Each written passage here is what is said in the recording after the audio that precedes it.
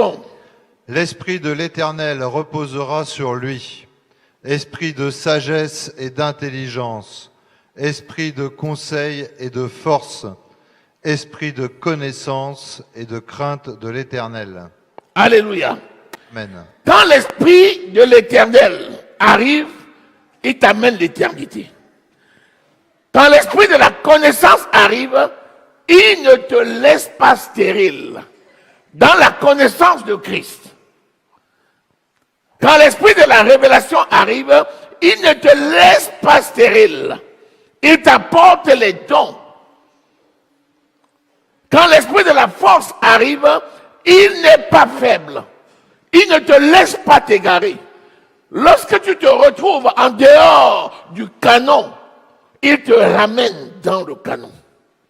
C'est pour ça qu'il s'appelle l'Esprit de force. Si tu as réellement reçu le Saint-Esprit, tu ne vas pas te perdre. Parce qu'il va passer à la vitesse supérieure. Il dit, il châtie celui qu'il aime. Si tu l'as reçu et tu fais un hors-piste, je t'assure, il ne te loupera pas. Il va aller te chercher pour te ramener sur le chemin avec une chicotte dans le dos. Mais il va le faire.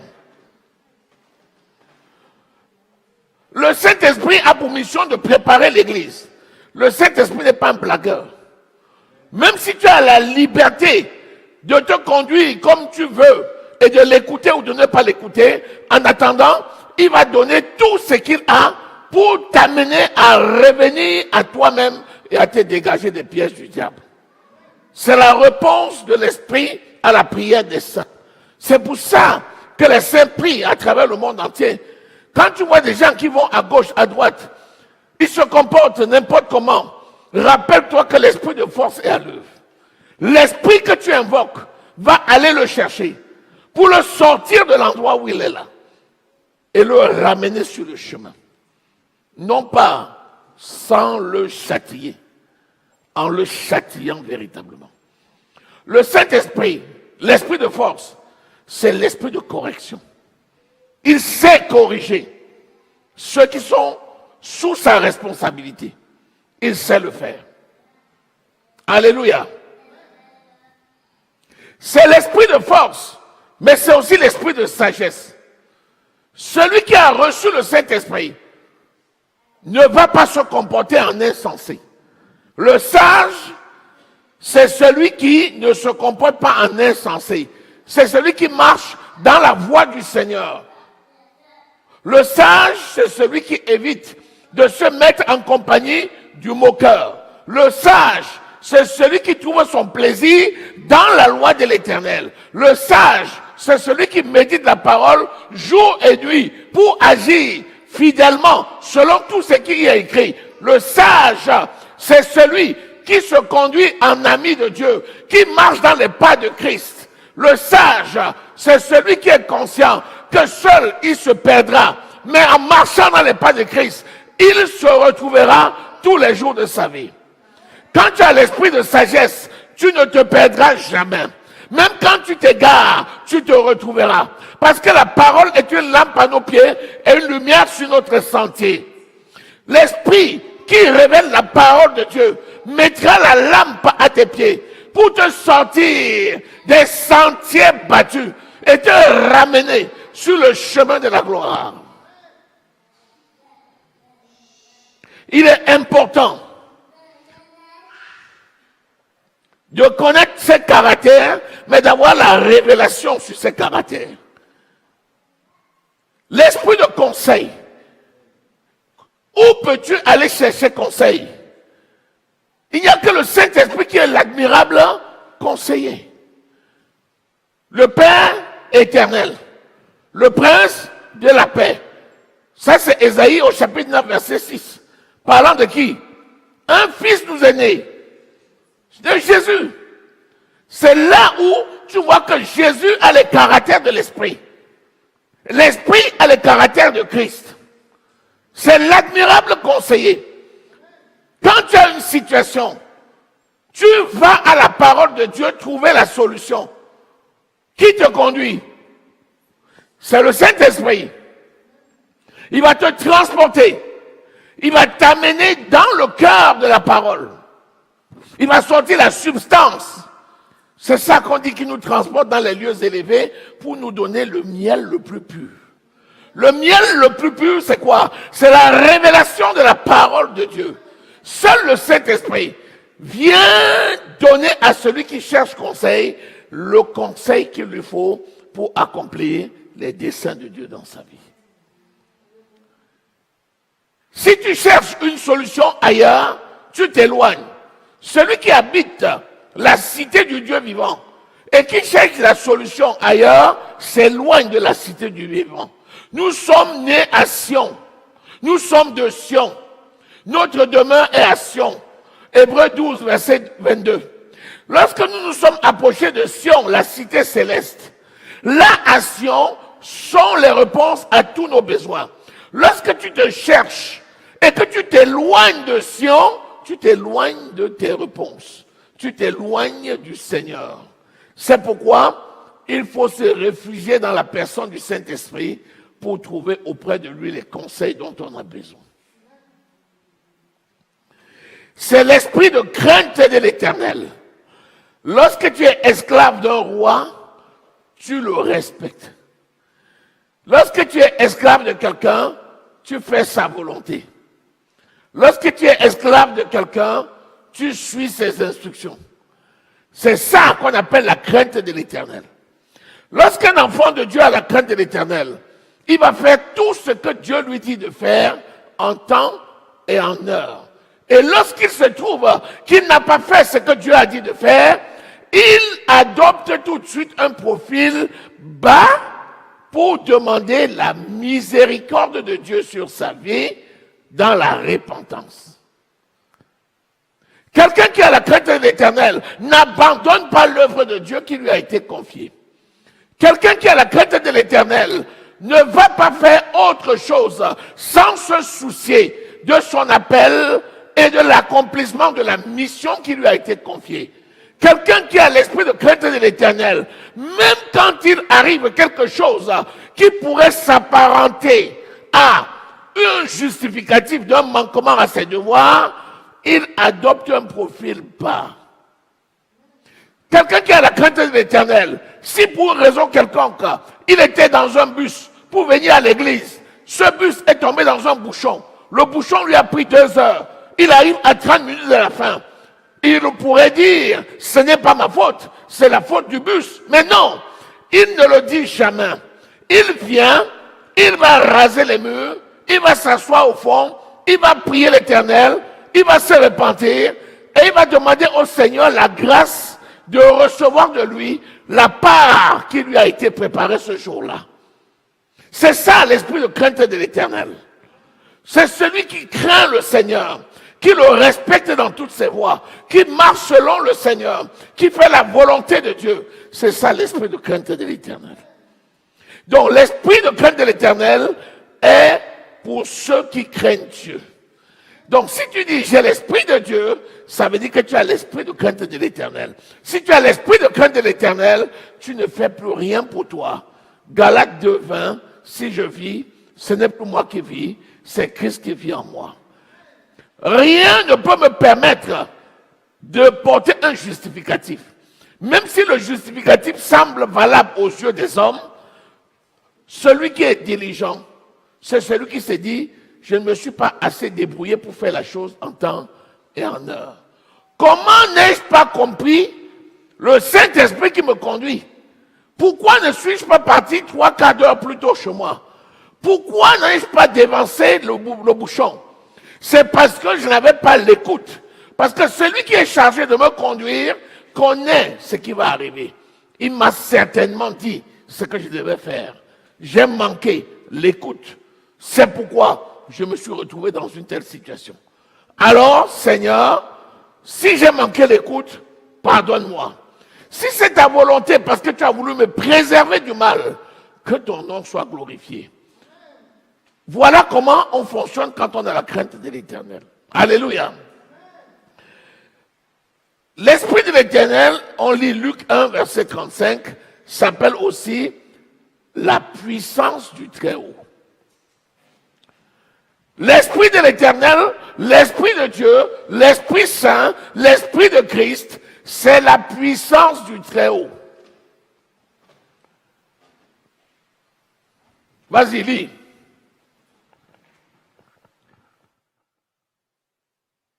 Car rien n'est impossible à Dieu. Luc 1, au verset 37. Continue. Marie dit, je suis la servante du Seigneur. Tu es au verset 35. Ah non, on était au 37. L'ange lui répondit, le Saint-Esprit viendra sur toi et la puissance du Très-Haut te couvrira de son ombre. Le Saint-Esprit viendra sur toi. Et le Saint-Esprit, c'est la puissance du Très-Haut. Celui qui a le Saint-Esprit, c'est celui qui a la puissance du Très-Haut. C'est pourquoi il est écrit dans Jean au chapitre 1er également, qu'à ceux qui l'ont reçu, à ceux qui croient en son nom, elle leur a donné le pouvoir de devenir enfants de Dieu. C'est pourquoi également, Romains au chapitre 1, verset 16 nous dit, l'évangile, c'est la puissance de Dieu pour quiconque croit. Donc, un enfant de Dieu, c'est celui qui a l'esprit de puissance, lequel? La puissance du Très-Haut. Cette puissance fait quoi? Cette puissance couvre. Donc, quand tu as le Saint-Esprit, tu es couvert de la puissance de Dieu. Comme une carapace qui t'enveloppe. Tu es caché dans le rocher de Christ. Et la puissance de Dieu déploie ses ailes pour te couvrir devant toutes les situations. C'est pourquoi celui qui a l'Esprit de Dieu ne meurt jamais. Qu'importe la situation que tu peux vivre, si tu as l'Esprit de Dieu, c'est l'Esprit de la transportation. C'est l'Esprit qui va t'enlever dans un lieu pour t'amener dans un autre. C'est l'Esprit qui peut te faire disparaître pour apparaître dans une autre ville. C'est l'Esprit qui peut te sortir du milieu d'un accident pour te poser sur une colline à côté. C'est l'Esprit du Seigneur qui est la puissance du Très-Haut.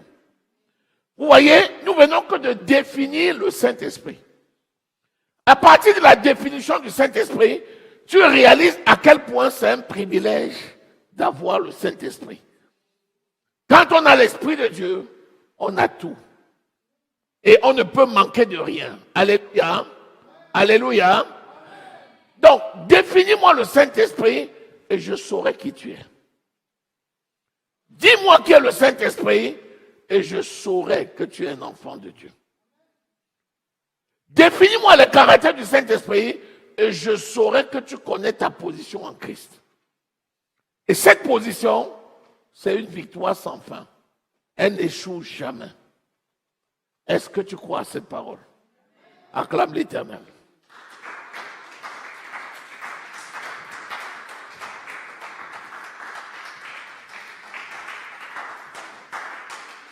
Pourquoi Dieu a choisi de donner la définition de son esprit en donnant les attributs?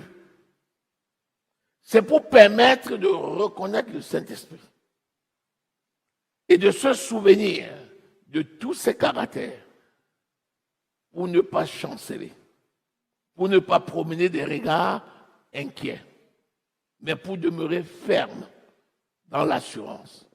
Est-ce que nous sommes là? Que le nom de l'Éternel soit glorifié. Seigneur mon Dieu, merci pour le nom qui est au-dessus de tous les noms. Merci pour la puissance de l'Esprit qui se manifeste dans nos vies. Merci pour ta gloire révélée. Merci Seigneur pour la manifestation de ton Saint-Nom dans la vie de tes enfants. Que tes attributs soient manifestes dans la vie de chacun au nom de Jésus. Que l'honneur et la gloire te reviennent. Au nom précieux du Seigneur Jésus-Christ. Amen. Acclame le Seigneur.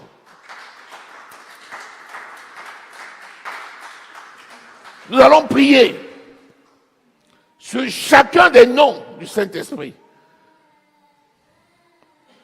Et nous allons ensemble déclarer qui nous sommes pour marcher dans cet héritage-là. Alléluia.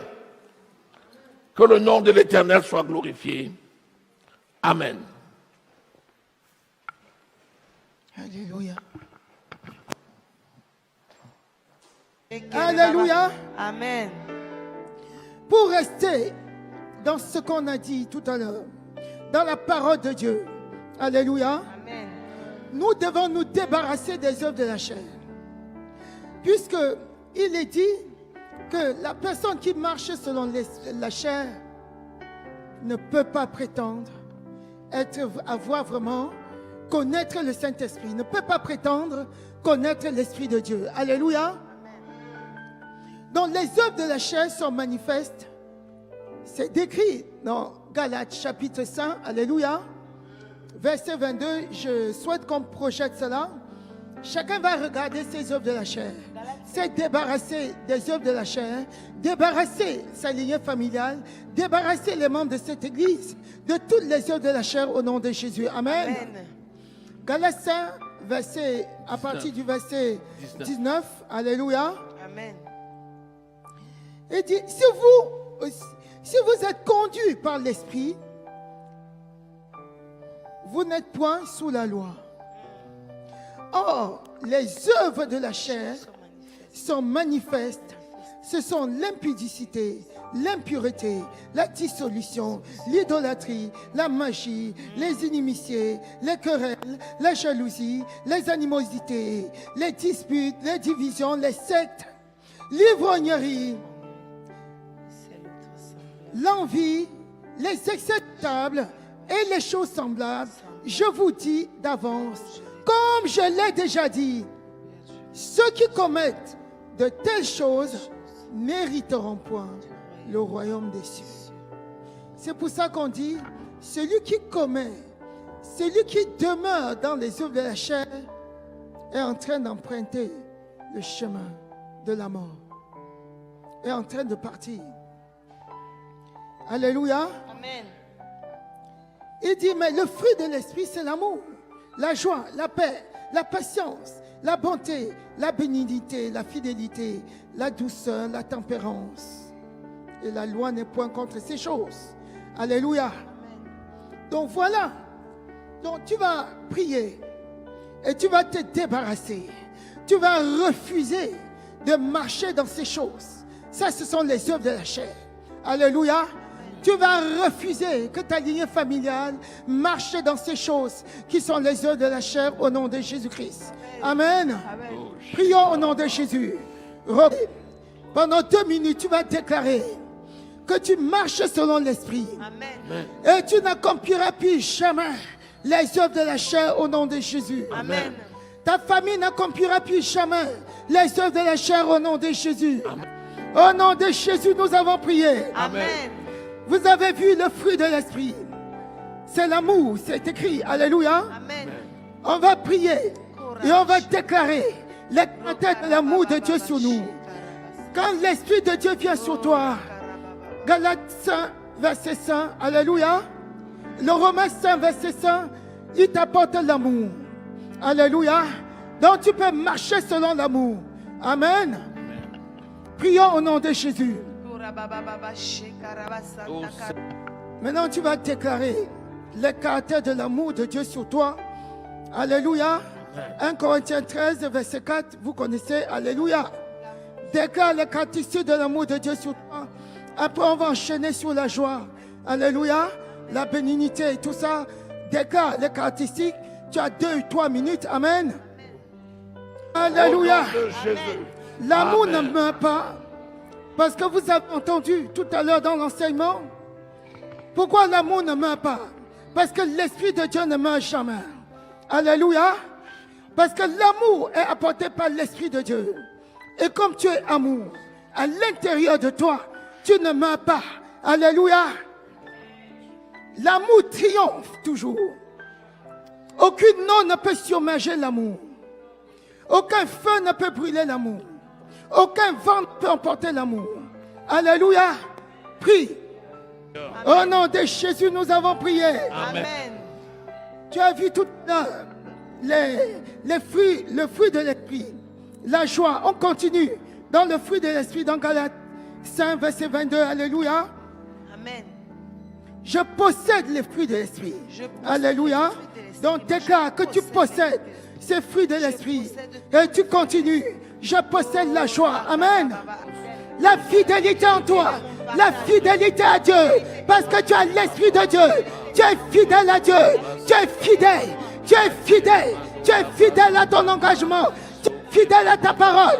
Tu es fidèle. Je suis fidèle. Jacques, Oh,